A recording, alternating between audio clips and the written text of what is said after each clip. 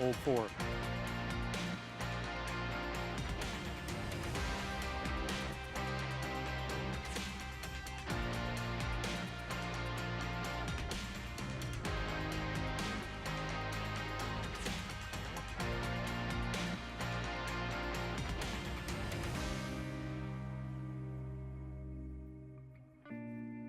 Calgary Flames' next home game is Sunday, April 4th. Take on the Toronto Maple Leafs. Game time is 7 o'clock. Catch all the action on Sportsnet West and on Sportsnet 960, The Fan. On behalf of all of us, I'd like to say goodnight and have a great night. Drive safe.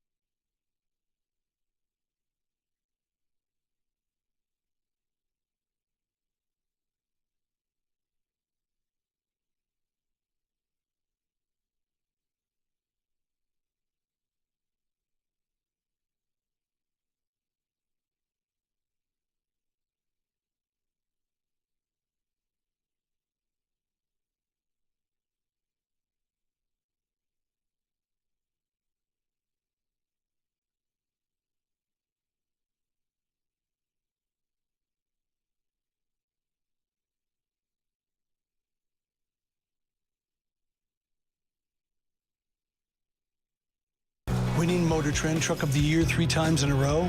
That had never been done before. Then again, neither had a 12-inch touchscreen or 1,000 pound-feet of torque. Never been done before. It's just kind of our thing.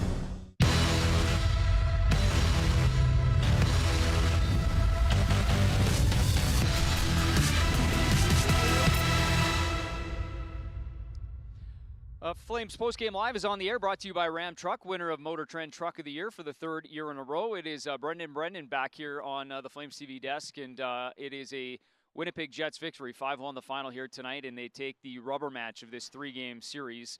If you look at it that way, of course, each team had 1-1 entering tonight, and the Jets end up pulling out this one. But, man, it's a 5-1 finish, but it didn't really feel – I know you can kind of look at it in hindsight like that, but it didn't feel like a 5-1 game for a lot of – You know, it didn't really. You know, I thought Calgary deserved a better fate tonight. They got off to a really good start on the power play, had some momentum early on, and then, you know, they ran into Connor Hellebuck tonight. I mean, he played like the Vezina Trophy winner he is, and he was solid all night long.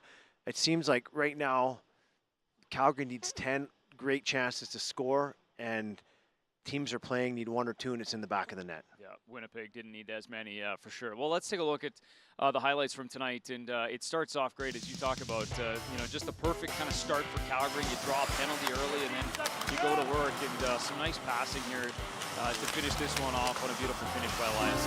Yeah, this was a fantastic goal, and good transition here. Caught Winnipeg on a change, headman the puck quickly, and it's you know, 2 seam passes. This Goudreau across the Tkachuk with a nice look, and Lindholm has a wide open net. Yeah, that is a beautiful tic-tac-toe finish there, and the Flames jump out to a 1-0 lead. And then this is kind of where things started to shift a little bit. It's near the end of the second period, and we'll call it a gray area goal, but it is a goal nonetheless from Nate Thompson. Yeah, and this is, you know, unlucky. You know, Calgary was in control, I felt, up until this point in time, and you know, with the new rule change a few years ago, you can direct the puck into the net with your skate, but you just can't have a forward kicking motion. And so that was the one that ties it up, and then you kind of think that, all right, we're back to square, but before the end of the period, it is a beautiful finish there by Mark Scheifele on the 2-on-1, Kyle Connor to set up. And this is a goal in any league. I mean, the way Scheifele can shoot the puck, and Kyle Connor just puts it on a platter for me and just tees off. Well, and that was kind of the start to a big night for that line, and they kind of shifted things around, did the Jets, with their forward groups, and you can kind of see it paying off a little bit over the next couple of goals. So this one's Ehlers wheeling and dealing, and Scheifele picks it up. I mean, this is a high-end skill on display right here. I mean, this is a highlight reel goal. I mean, fake drop pass off his skate back to himself. He draws 2 players to him, and again, Scheifele's walking right down the pipe. Yeah. And Scheifele's got his second of the game, and the Jets were kind of off and running at that point. But as we'll talk about, there were plenty of chances in between that goal and this one. This is the one that makes it 4-1, and you know, textbook 3-on-2 here. Perfectly executed. They have layers. You know, you have a mid-lane drive. Cough goes to the net. Cross-ice pass from Scheifele to Ehlers, and it's just tic-tac-toe, and it's in the back of the net. I mean, hard, flat passes. Ties a career high, Andrew Kopp does, with his 11th of the season. And then third period, David Riddick comes in relief of Jacob Markstrom, and Pierre-Luc Dubois has 1 point blank. You know, and this one here, it's his second shot Riddick faced, and he didn't see the puck. I mean, unfortunately, the D-man there, Hanifin, I think, was in front of him, and you know, when it rains, it pours. Yeah, a tough finish there in terms of the third period.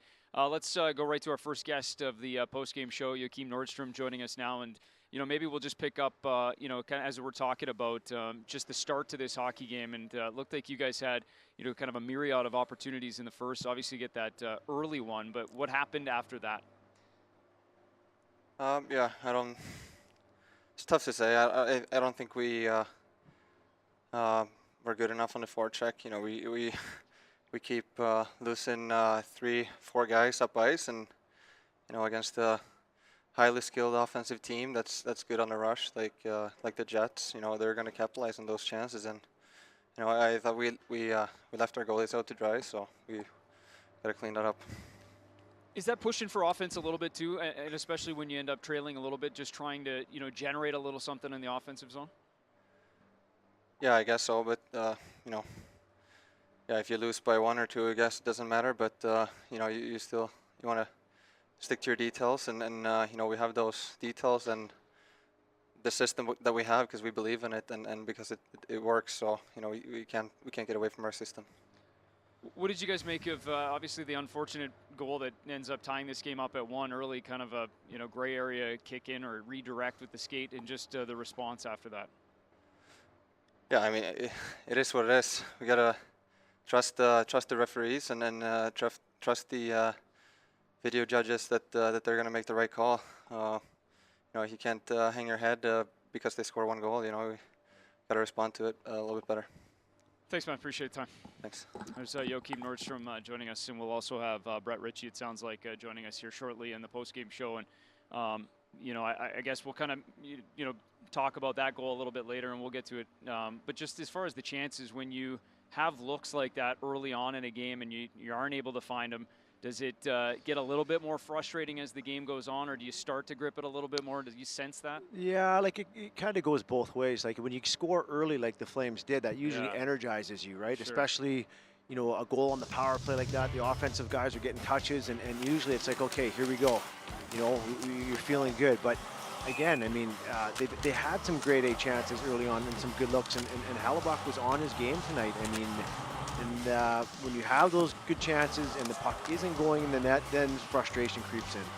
For sure, and you know, you talked about Connor Hellebuyck and the form that he showed. I mean, those are the types of nights that when he starts feeling the puck, you know you got your work cut out for you. But the power play especially, Brendan, did you see, you know, I mean, there was one in the second period there, I think. They spent almost, you know, the 2 full minutes. I think it was this one right here where they were in the offensive zone and all over it.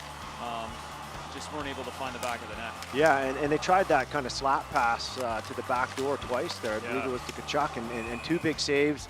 You know, Gio had a good shot up top. You know, again, they're getting some good looks here, right? But it's a funny thing when things aren't going your way. I mean, it becomes, you know, you just start questioning, what do we have to do here to get that puck in the back of the net? And things become so much more difficult and harder. But when things are going your way, it's amazing how easy things seem to go, and how easily the puck goes in the net on some nights. The snowball effect, one way or another, uphill or downhill. It is. It is. I mean, it's you know, it's a contagious thing, right? Sure. And I had a coach tell me one time, when goals they're like bananas. They come in bunches. So you know, if you get 1 or 2, you usually get a few more. Well, I was going to ask you because, you know, it's interesting. We talk about that kind of gray area goal with the kick in or the redirect or whatever you want to call it. But, you know, the Flames also got one. They score, and it was immediately called off. But it's like one of those that kind of fits what you're talking about. And I think we have it here. But, you know, just the fact that Lucic is in front kind of doing what he's got to do, and he's doing everything he can to stay out of Hellebuyck's way, and yet still somehow, you know, ends up getting tangled up. Well, when things are going your way, this is a goal. Right, that's right? exactly and it. If things aren't going your way, it's not a goal. But in my personal opinion, this is a goal all day long. And this was at a critical time in the game. Sure. A time when at that point in time, it was 3-1 for Winnipeg. Yeah. And they score this goal here, or this goal counts. It's 3-2.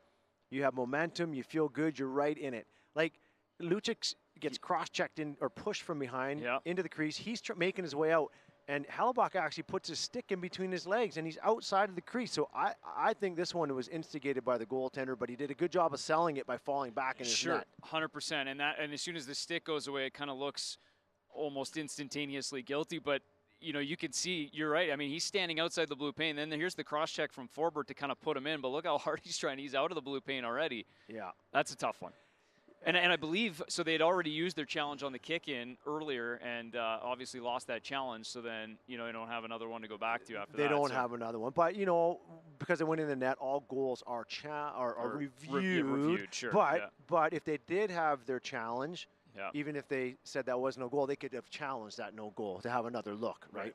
Well, as we're talking about it, let's just show and kind of take another look at the goal from the early one from Nate Thompson, the one that goes off his skate, and just sort of another one of these areas where usually, you know, you get that foot off the ground, you'll get a closer idea of a kick in, but as you said, they changed it to allow directing of the foot, and this one counts.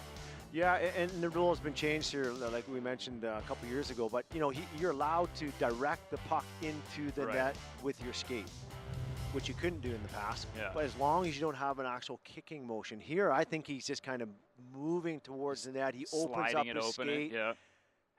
It's just a bad bounce. So hard. It is a bad bounce. Well, and the line is so thin. And I was actually, we were just talking about it because I know a number of Flames fans sent it in to us, but Johnny had one a couple of weeks back on the 13th.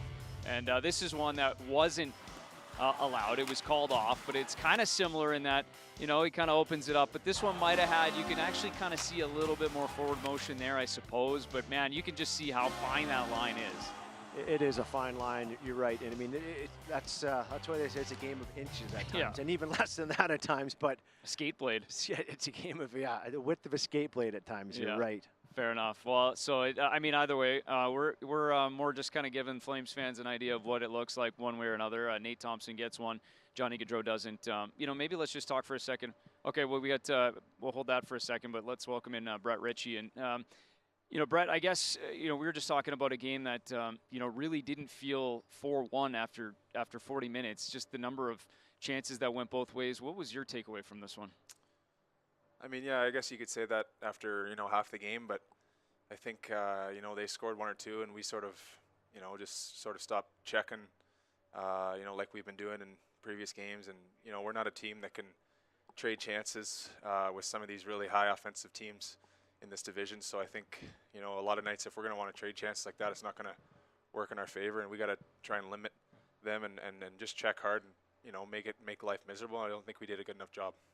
Where did you see that shift? Was that kind of, after that second Jets goal there at the end of the first, or where did you kind of notice the shift a bit? It's hard to say. I mean, when they got that third one, that was, you could say, I guess, a shift. And, at the end of the day, though, we're only down 2 goals and there's lots of game left. And there's no need to change our game or get away from the stuff that, we need to do to try and win on a nightly basis. Well, I think you hit a post. Sean had a number of chances. I mean, as you get that one early, just tell me about the way you guys were feeling and what you were seeing in terms of the looks you had in the offensive zone. We had some looks, yeah. Some nights they just don't go, but like I said, we got to try and play, for a 2-1 style of game. It's good to get chances, but you can't give up chances. Right. And, you get in a track meet like that against a team with, some of those offensive weapons they have, and they have a great goalie too, right? So, those are things that are just tough to do against a team like that. Well said. Thanks for the time, man. Thanks. Brett Richie joining us on the post-game show, and I guess we'll focus on a lot of the looks that you get in Connor Hellebuck, but both guys have really emphasized the point that you just can't give up the types of odd man rushes and lapses, I guess, through the neutral zone that they did. You're right, and Winnipeg is a team that has high-end skill, and in my opinion, I think they have the deepest forward group, in the North Division, maybe the entire NHL. And right now, the line of Scheifele, Ehlers, and Connor are probably the best line in the NHL. And they were feeling it tonight. I think they combined for 8 points. Yep. Ehlers and Scheifele had 3 apiece, and Connors had 2. And every time they stepped on the ice, they were dangerous. So you're right. You can't get in a track meet with these guys, and you can't afford to give up any odd man rushes. I mean, high-end skilled players like these guys. I mean, these are 3 of the top 25 scorers in the NHL. And when you're giving guys opportunities in grade A scoring areas, they don't need many chances to score. And right now it's unfortunate, but it seems like Calgary has to work so hard to generate a chance, and for the puck to go in the net, in a game like tonight, it's like they need 10 good quality chances to score a goal, where Winnipeg might need 3, and they're scoring, right? Yeah, absolutely. Yeah, let's hear from Matthew Tkachuk after tonight's loss. Matthew, could you just describe for us what happened on that play through the neutral zone with Scheifele on the goal that made it 2-1? Nothing. I thought it was a 2-on-2, and then I saw he was beating me up the ice, and thought he kind of put his kind of got in front of me a little bit, and then he scored on a 2-on-1. So at that point, were you asking for, did you think that was a penalty call? We saw you just kind of motion towards the ref. Did you think something had happened there, or did you just take a spill, or what was it? They have a tough job. They're the best in the world at what they do. So.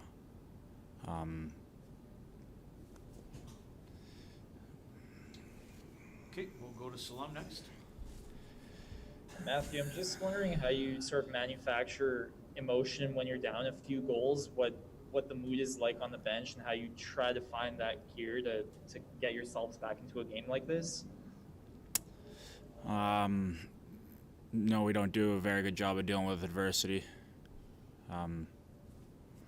They make it 1-1, and then obviously, as the questions previously, and then it's kind of my fault on the second one, and then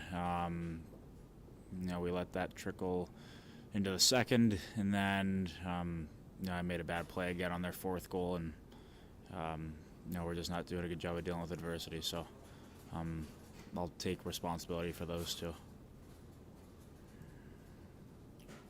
Go to Aaron Vickers. Matthew, you mentioned the lack of ability to deal with adversity. Is that what's missing most with this group right now, or are there other elements that are frustrating you as well? I'm sure there's definitely other elements. Go to Donna Spencer. Matthew, can you describe your level of frustration after a game like this? No, it's not just this one. It's been win one, lose one, win one, lose one, win one, lose three, whatever. So time's ticking. We've been saying this for past however long, but time's really, really ticking. So we got to string now a bunch together. So can only be frustrated for tonight. I mean, you can't let it affect the rest of your season, because if we have any hope and any chance of stringing a bunch together against all these teams that are ahead of us, we have to dig down deep, and I certainly have to be a hell of a lot better than I was tonight. We just gotta, the games where we're playing well, play with a lot of energy, play with a lot of pace, play with a lot of physicality. So we have to do that for the last 20 games, or I don't even know if we have that many left. We call it the Ram 1500 Limited. But truth be told, there's nothing limited about it. Ram 1500, winner, J.D. Power Award for Best Driver Appeal.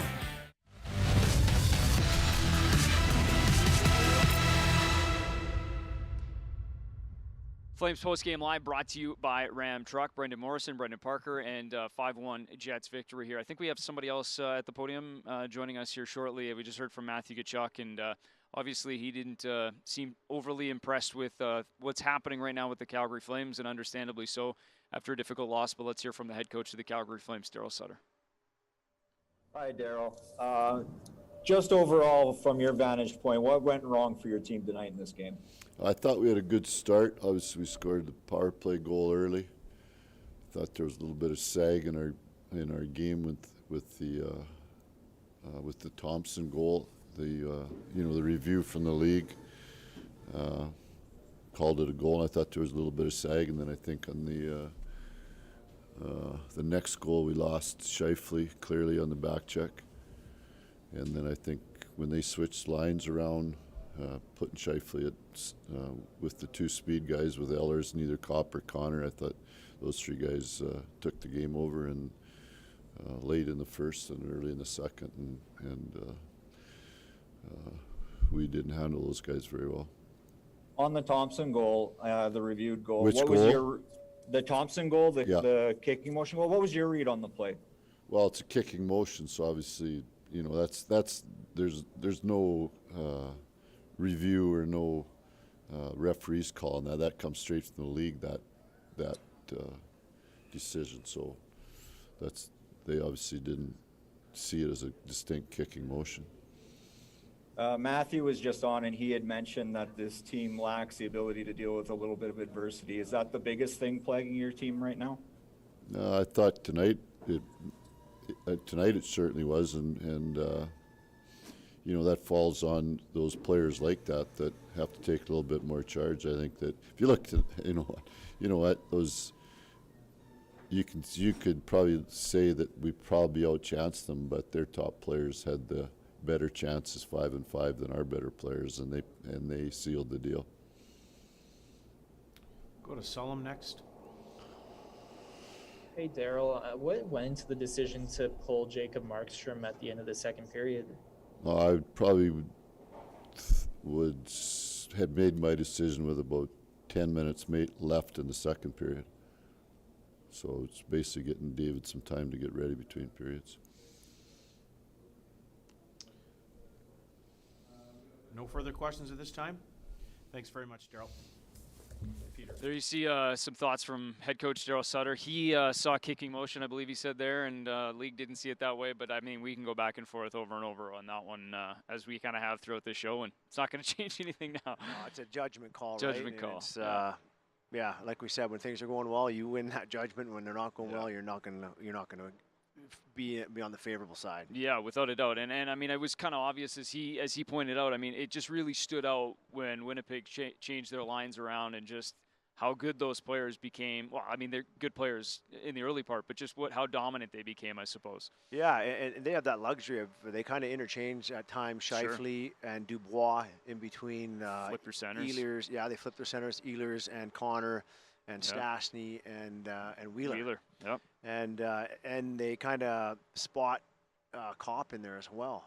And I mean, here's your, I guess, third line center who can play the wing. He's got a career high 11 goals this year. So I mean, you want to talk about depth? That's options. Pretty incredible. Yeah, no question about it. And suddenly you put Dubois with Wheeler and Stastny. You got a pretty big line there too, and it kind of really changes those two lines. You get speed and size. So kind of absolutely the big, heavy. You know, sure. I mean, this is the deepest team up front, like I mentioned earlier, in my opinion. And they're playing a structured game. I mean, maybe some question marks on the back end still, but I from what I've seen, I've been impressed with their back end. And obviously, having a great goaltender solves a lot of problems. Yeah, it doesn't hurt, right? All right, let's put a wrap on the postgame show. Just quickly update you on the bet99.net Score 4 challenge. And, I might need some help here on these. I am suffering big time. I think I've got 2 right now in 3 games. So whatever you do, I think I suggested in the pregame show, if you just go opposite of me, you got a pretty good chance of winning. And clearly Denise McRae did. Congratulations, you are now the proud owner of an autographed Sean Monahan jersey on the Score 4 bet99.net challenge. Of course, you can enter those before every home game this season prior to puck drop. Of course, predictive games. That closes just shortly after that. That does it for the Flames postgame show. Thanks for doing it. Appreciate you stepping in. No problem, Brendan. Thanks for having me. Yeah, Brendan Morrison joining us here on the Ram Truck postgame live. And that'll do it for one more night here at the Scotiabank Saddledome. Flames are now headed right back out on the road with a date in Vancouver and Edmonton upcoming. As for tonight, a 5-1 loss at the hands of the Winnipeg Jets here as they close out this 3-game mini set with a win and 2 losses. And as mentioned, it is the Vancouver Canucks coming up on Wednesday at Rogers Arena, 8:30 start there. And next home game here against the Toronto Maple Leafs on Sunday, April 4th, as we turn the calendar to April, and just a little over a month left in the National Hockey League season.